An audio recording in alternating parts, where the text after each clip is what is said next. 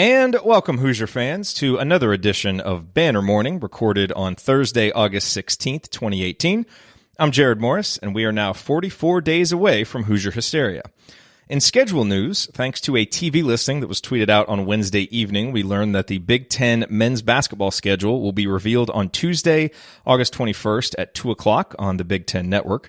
Remember that this year it is a 20-game Big Ten schedule. Indiana plays the following teams twice, both home and away: Illinois, Iowa, Michigan, Michigan State, Northwestern, Purdue, and Rutgers. The Hoosiers will play the following teams once, only at home: Nebraska, Ohio State, and Wisconsin, so no trip to the Kohl Center this year. And Indiana will face the following teams once, only on the road: Maryland, Minnesota, and Penn State. And what we will find out next Tuesday is when all of these games will be played.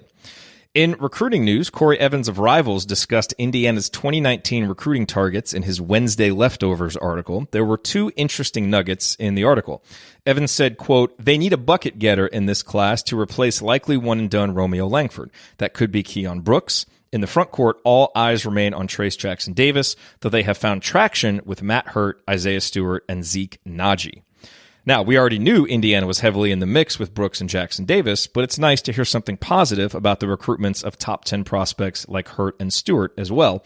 And for what it's worth, regarding Indiana's guard targets, Evans said, quote, "If there is a guard within its grasp, it is James Bouknight, a Rivals 150 guard that the Hoosiers are battling UConn, VCU, Miami, and Virginia Tech for."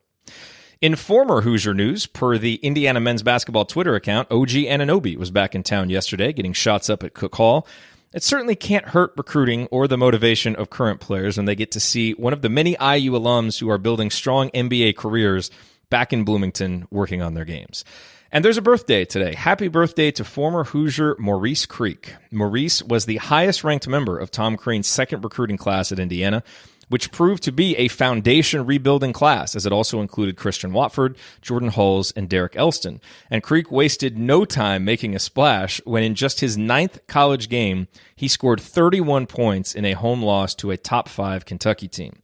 Unfortunately, that memorable performance would be the high point of Creek's IU career. A series of devastating leg injuries turned his IU tenure into one of the great what-if careers in IU history.